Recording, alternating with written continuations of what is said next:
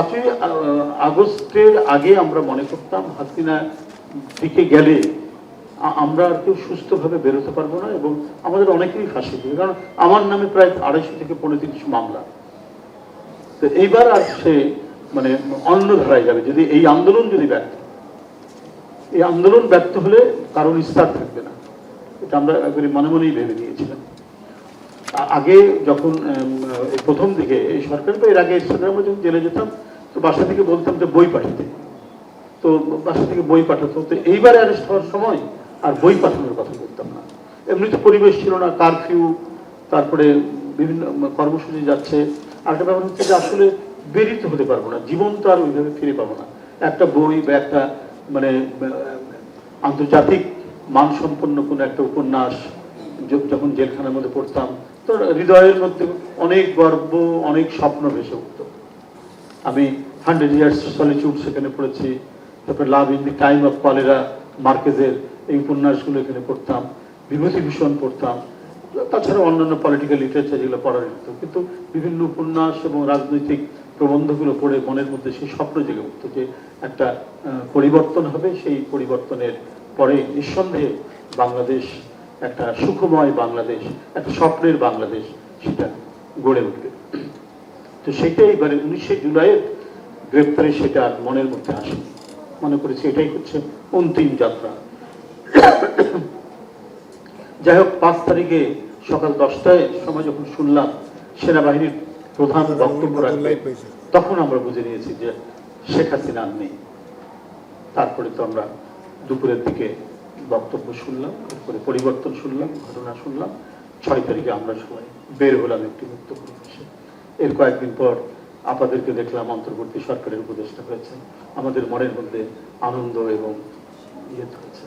তো এখন আমি বিষয় যেগুলো উল্লেখ করতে চাই, কারোর বিরুদ্ধে কোনো অভিযোগ নাই, কিন্তু একপাক্ষিকভাবে সব বলে গেলে বা অভিযোগ দিলে তো সেটাতে কিছু বলতেই হয়। সেটা হলো যে দেশের মানুষ তো মনে করেছে যে অতীতে যা হয়েছে হয়েছে, এখন নতুন করে সবকিছু শুরু হোক, আমাদের গণতন্ত্রের পথ চলা, আমাদের ডেমোক্রেটিক ইনস্টিটিউশনগুলো ডেভেলপ হবে, এগুলি তো মানুষ চেয়েছে। জুডিশিয়ারি সত্যিকার অর্থে স্বাধীন হবে, গণমাধ্যম স্বাধীনভাবে মত প্রকাশ করবে, তবে সেটা সত্য মত প্রকাশ করবে, কোনো বানোয়াট মিথ্যা অপপ্রচার কলঙ্কমূলক নয়। নির্বাচন কমিশন স্বাধীন হবে এবং সেই স্বাধীনতা যাতে আরো বেশি মানে সেটা ভোগ করতে পারে, সেটা সেই জন্য প্রয়োজনীয় আইন যদি পার্লামেন্ট তৈরি করে সেটা করতে পারে, এই ভাবনাগুলোই মানুষ ভেবেছে। এবং বিরোধী দল, সরকারি দল যারা সরকার পরিচালনা করবেন তার বিরুদ্ধে সমালোচনা করবেন, তীব্র সমালোচনা করবেন, তীক্ষ্ণ সমালোচনা করবেন, কঠোর সমালোচনা করবেন, তাতে কোনো আপত্তি নেই। তবে that must be constructive, mutually beneficial এবং লুকিং ফরওয়ার্ড, সেই সমালোচনাগুলো হতে হবে উভয় পক্ষের মধ্যে, এটাই হওয়া উচিত।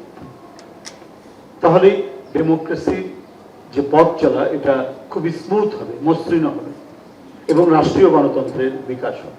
বিএনপির অনেক নেতাকর্মী, অঙ্গ সংগঠন নেতাকর্মী বিভিন্ন অনৈতিক কাজের সাথে কেউ কেউ যুক্ত হয়েছিলেন। কিন্তু আপনি দেখবেন যে দল তাদেরকে কিভাবে দেখেছে। 5ই আগস্টের পর থেকে এবং গত কয়েকদিন পর্যন্ত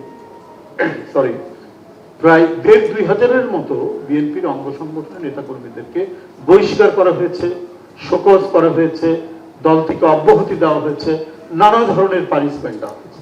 তো এটাও তো একটা ইতিবাচক ডেভেলপমেন্ট।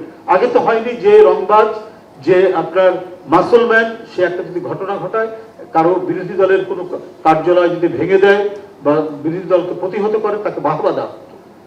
কিন্তু সেটা এই প্রথমবার বিএনপি, আপনি দেখেছেন যে একটি রাজনৈতিক দল হিসাবে সে দলীয় কোন ধরনের মস্তান এবং সন্ত্রাসী কর্মকাণ্ড করেছে, কোন দখলের সাথে যুক্ত হয়েছে, কাউকে ক্ষমা করে। তো এটা তো এই বিষয়টাও তাদের বলা উচিত ছিল এবং এটা আমরা প্রেস কনফারেন্স করে বলেছি। যাদের বিরুদ্ধে অভিযোগ করা হয়েছে সেখানে দলের ভাইস চেয়ারম্যান আছে, কয়েকদিন আগে একজন এমপি আছে, তার নামে অভিযোগ এসেছে, তাকে শোকজ করা হয়েছে।